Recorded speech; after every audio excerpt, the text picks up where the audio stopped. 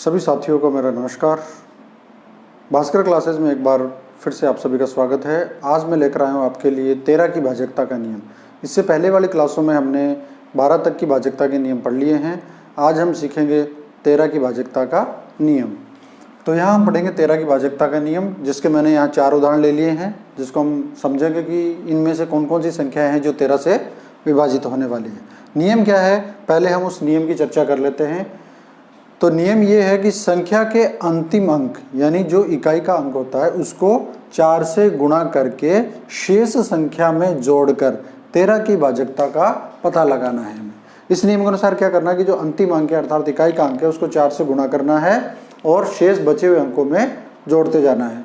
और लास्ट में जब इस नियम के अनुसार हम क्या कर सकते हैं, इसको दोहरा सकते हैं बार बार जब तक कि हमारे पास जो शेष संख्या है वो ऐसी संख्या प्राप्त हो जाए जिसको हम आसानी से पहचान जाए कि वो संख्या 13 से विभाजित है या नहीं। तो चलिए शुरू करते हैं, एक उदाहरण के द्वारा इसको समझने का प्रयास करेंगे। पहला उदाहरण है 11,362। इसका हमें पता लगाना है कि क्या यह संख्या 11,362 13 से विभाजित होगी या नहीं होगी। तो चलिए मैं यहाँ लिख रहा हूँ संख्या को 11,362।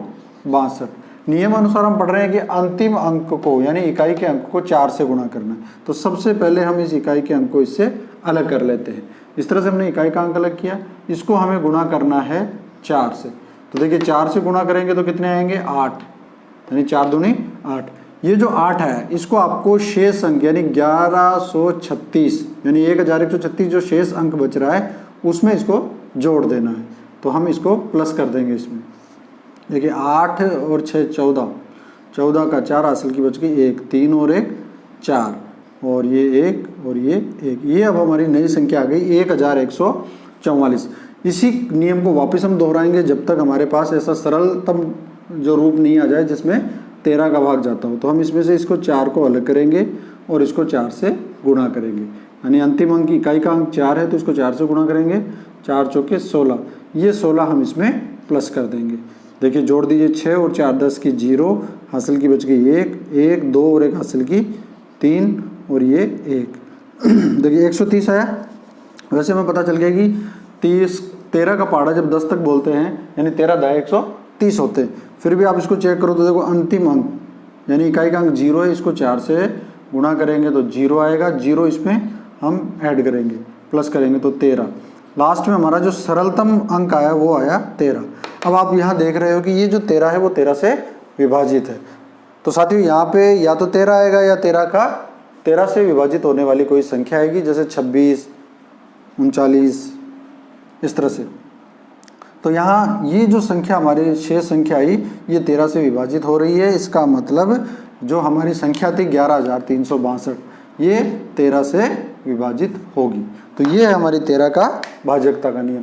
शेष 3 जो उदाहरण हैं उनको भी हम हल करेंगे। तो चलिए देखते हैं। अगला जो उदाहरण लेंगे हम वो लेंगे ये दूसरा वाला सेकंड,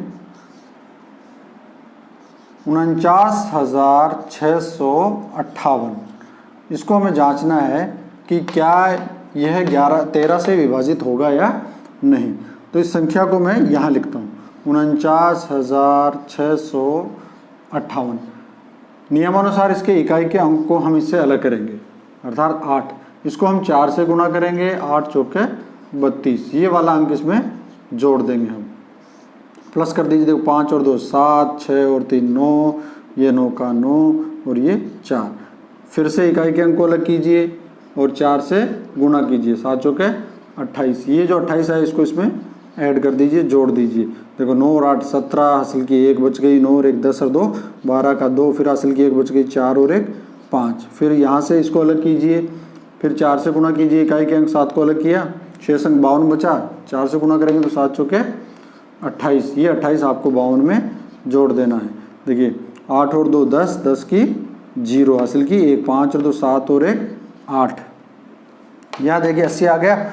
फिर इसमें इकाई के अंक को हमने अलग किया, 4 से गुणा किया 0, इस 0 को हम इसमें ऐड कर देंगे, प्लस कर देंगे तो ये आ जाएगा 8। अब देखो हमारा जो सरलतम रूप है वो 8 है, अर्थात ये 8 है वो 13 के पहाड़े में नहीं आता है, अर्थात जो 8 है वो 13 से विभाजित नहीं होगा। इसका तात्पर्य क्या हुआ कि जो हमारी संख्या है 49,658 ये भी 13 से विभाजित नहीं होगी। ये जो शेष अंक अगर हमारा 13 से विभाजित नहीं हो रहा है तो संख्या भी 13 से विभाजित नहीं होगी। तो दूसरी जो हमारी संख्या थी वो 13 से विभाजित नहीं हो रही है। चलिए देखिए अब तीसरा उदाहरण। तीसरा जो एग्जाम्पल है वो है हमारा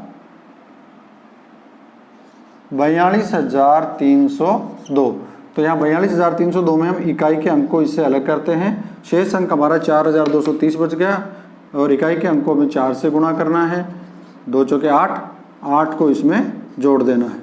आप ये काम जब समझ जाओ तो बहुत जल्दी जल्दी भी कर सकते हैं। 0 8 3 2 4 इसमें से इकाई के अंकों अलग किया 8, 423 हमारी शेष अंक बच गए। 4 से गुणा करेंगे तो 8 चौके 32, इसमें 32 को प्लस कर दीजिए। 3 और 2 5, 3 और 2 5 और 4 के 4, 455 में से हम इकाई के अंक को अलग करेंगे तो 45 शेष अंक रह गया। इसको 4 से गुणा करेंगे इकाई के अंक को तो 5 चौके 20, 20 को हम इसमें जोड़ देंगे। जोड़ने के बाद में हमारे पास 5, 4 और 2 6, 65 आए। अब यहाँ देखिए इस 5 को भी आप अलग कर लीजिए 65 से इकाई का अंक और 4 से गुणा कर दीजिए। 5 चौके 20, 20 इसमें हम जोड़ देंगे शेष अंक 6 में। तो 20 को हम इसमें जोड़ेंगे तो कितने हुए 20 और 6 26। ये हमारा सरलतम रूप आ गया इस संख्या का। अब देखिए क्या 13 के पहाड़े में 26 आते हैं, अर्थात 26 है वो 13 से विभाजित होता है। इसका मतलब ये पूरी संख्या 13 से विभाजित होगी। इस तरह से हम बड़ी आसानी से 13 की भाजकता को ज्ञात कर सकते हैं कि किन संख्याओं में 13 का भाग पूरा पूरा जाता है और किन संख्याओं में 13 का भाग पूरा पूरा नहीं जाता है। अगला उदाहरण लीजिए, लास्ट हमारा उदाहरण है, चौथा उदाहरण हमारा 15,768। तो सबसे पहले हमारा काम क्या होगा, अंतिम अंक को अलग करना, मूल संख्या से अंतिम अंक को अलग करना और उस इकाई के अंक को 4 से गुणा करना। तो 8 चौके 32, इस 32 को आपको जो शेष अंक यानी 1526 छिहत्तर है 1576 इसमें जोड़ देना है।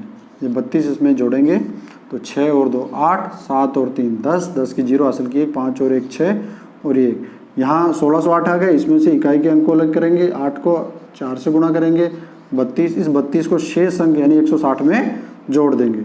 फिर यहाँ 2 6 और 3 9 और 1, यहाँ 192 आया। 192 में से इकाई के अंक को यानी 2 को अलग करेंगे, इसको 4 से गुणा करेंगे, 2 चौके 8, इसको आप यहाँ 8 को शेष अंक 19 में जोड़ देंगे। 9 और 8 17 और 1 और 1 2।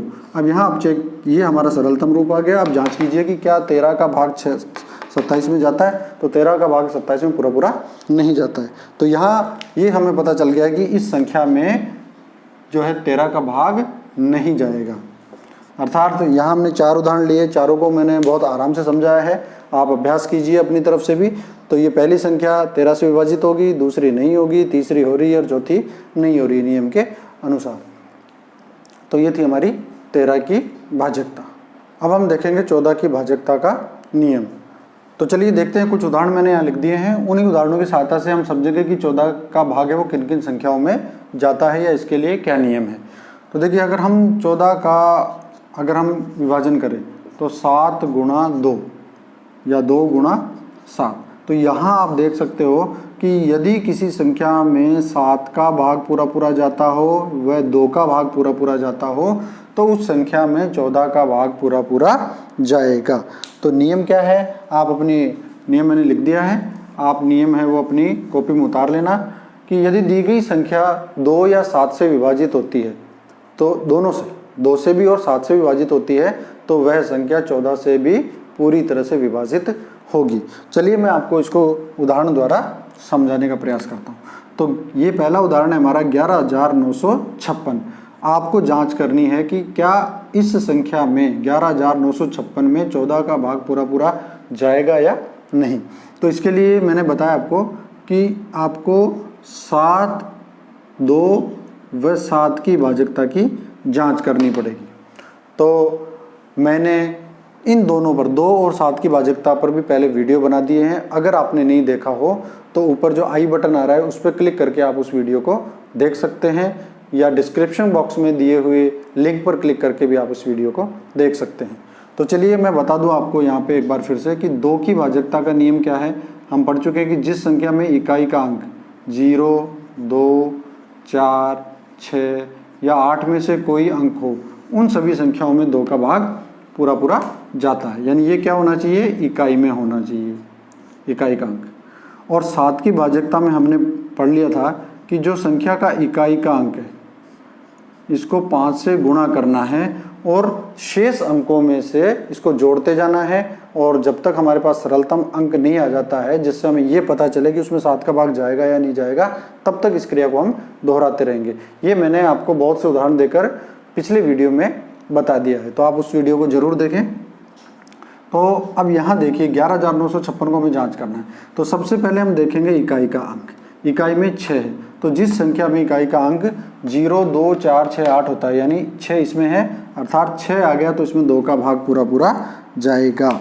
तो यहाँ हमारी एक नियम की पालना हो गई कि यह संख्या 2 से विभाजित हो रही है। अब हमें देखना है कि क्या ये संख्या 7 से विभाजित हो रही है। अगर ये संख्या 7 से भी पूरी तरह से विभाजित हो रही है तो यह संख्या 14 से भी विभाजित होगी। तो चलिए जांच करते हैं इसको, 7 से विभाजितता इसकी जांच करेंगे। 11,956, हमें इसके इकाई को अंक को इससे अलग करना है और इसको 5 से गुणा करना है। तो 6 पंजे 30, इस 30 को आपको शेष संख्या यानी 1195 में जोड़ देना है। तो मैंने इसमें इसको जोड़ दिया, जोड़ दीजिए। 5, 9 और 3, 12 का 2 हासिल की 1, 1 और 1, 2 और 1, तो हमारे पास आ गया 1225। इसमें से इस 5 इकाई के अंक यानी 5 को अलग करेंगे और इसको 5 से गुणा करेंगे। 5 को 5 से गुणा करेंगे तो 25, इस 25 को शेष अंक यानी 122 में जोड़ देंगे। तो ये 25 में हम 25 को इसमें जोड़ देंगे। देखो 5 और 2 7, 2 और 2 4 और 1 147। इसमें यहाँ पे आपको क्या करना है, इस 7 को इकाई के अंक को अलग करेंगे, 5 से गुणा करेंगे, 7 पंजे 35, इस 35 को शेष अंक यानी 14 में जोड़ देंगे। 5 और 4 9, 3 और 1 4, ये हमारा सरलतम रूप आ गया है। तो क्या 49 7 से विभाजित है? तो हम कह सकते हैं कि जो 49 है वो 7 से विभाजित होता है, अर्थात ये जो संख्या है वो 2 से भी विभाजित हो रही है और 7 से भी विभाजित हो रही है। जब ये संख्या 2 व 7 दोनों से विभाजित हो रही है, इसका मतलब यह संख्या 14 से भी विभाजित होगी। ये है हमारी 7 की भाजकता 14 की भाजकता का नियम। तो अगला उदाहरण देखिए आप, इसका दूसरा उदाहरण लेंगे हम। दूसरा उदाहरण है हमारा 6357। तो आपको 2 व 7 की भाजकता जांच करनी है। तो देखिए इस संख्या को देखने पर हमारा इकाई का अंक 7 आ रहा है, तो 7 है वो 2 से विभाजित नहीं होता है, इसका मतलब इसमें 2 का भाग नहीं जाएगा। अब हमारा को यही पता चल गया कि अगर इस संख्या में 2 का भाग नहीं जा रहा है तो फिर 14 का भाग नहीं जाएगा। आगे इसको देखने की आवश्यकता नहीं, अर्थात 6357 है वो 14 से विभाजित नहीं होगा, क्योंकि ये कब होगा, ये 2 से विभाजित हो और 7 से हो तभी होगा। तो जब 2 से नहीं है तो 14 से विभाजित नहीं होगा। तो अगला तीसरा उदाहरण देख लेते हैं। थर्ड एग्जाम्पल है हमारा 32,872। तो आपको जांच करना है कि क्या ये 2 व 7 से विभाजित होने वाली संख्या है। तो पहले देखिए इकाई का अंक, इकाई में 2 है, तो जिन संख्याओं में इकाई का अंक 0, 2, 4, 6, 8 यानी 2 आ गया, तो इसका मतलब ये 2 से डिविजिबल है, अर्थात 2 से विभाजित होगी। चलिए अब 7 से इसकी विभाजकता को है हम जांच करते हैं। तो 32,872 को 7 से अगर ये विभाजित हो रहा है या नहीं हो रहा है, इसके लिए हमें क्या करना है, इसका इकाई के अंक को इससे अलग करेंगे और इकाई के अंक को हम 5 से गुणा कर देंगे। 5 दूनी 10, ये 10 है वो शेष अंक यानी 3287 में जोड़ देंगे। जोड़ दीजिए 7, 8 और 1 9, 2 और 3, यहाँ 3297 है, इसको 7 इकाई के अंक को अलग किया, 5 से गुणा किया, 7 पंजे 35, इस 35 को शेष अंक 329 में जोड़ देंगे। 9 और 5 14, 3 2 5 और 1 6 और 3 364, इसमें से इकाई के अंक को अलग किया और 5 से गुणा किया, 5 के 20 20 इसमें जोड़ देंगे। देखो 6 3 और 2 5। अब हमारे पास 56 है। क्या 7 के बारे में 56 आते हैं? तो ये 7 से विभाजित हो रही है। और देखना चाहो तो आप क्या करेंगे, इसको 56 में से इकाई के अंक को अलग करेंगे, 5 से गुणा करेंगे, 6 पंजे 30 0 और इसमें 30 जोड़ देंगे, 30 और 5 35, तो 7 पंजे 35 यानी 35 हमारा सरलतम रूप आ गया और यह है 7 से विभाजित हो रही है ये संख्या। इसका मतलब ये जो दी गई संख्या है वो 2 से भी विभाजित हो रही है और 7 से भी विभाजित हो रही है। जब दोनों संख्याओं से विभाजित हो रही है तो ये संख्या है वो 14 से भी विभाजित होगी। तो इस तरह से हमने देखा कि जो 14 की विभाजकता है बहुत ही आसान है, हमें केवल 2 और 7 की भाजकता जांच करनी है। अगर दोनों की भाजकता हमारे यहाँ प्रूव हो रही है तो हम कह सकते हैं कि वह संख्या 14 से भी विभाजित होगी। उम्मीद है आपको मेरे द्वारा दी गई जानकारी पसंद आई होगी। तो अगर पसंद आ रही है तो वीडियो को शेयर कीजिए, लाइक कीजिए, वीडियो पे कमेंट्स कीजिए और चैनल को सब्सक्राइब कीजिए। आपको ऐसे ही गणित की कुछ जानकारियाँ मैं आपको देता रहूँगा और अपना ख्याल रखिए। जय हिंद।